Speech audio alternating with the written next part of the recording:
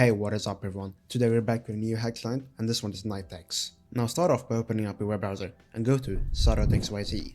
Once you're on my website, you want to go to NightX client and press on it. And if you get any pop-ups, just close it and then press the download button. Now just like any other Minecraft mod, install this in your mod folder from Minecraft Forge 1.8.9. And of course, if you do not know where your Minecraft mod folder is, type in %appdata %, and then install it. But as many other clients, just launch Minecraft now, and then you're gonna see a launching NightX. Once you launch Minecraft, this is what you're gonna see.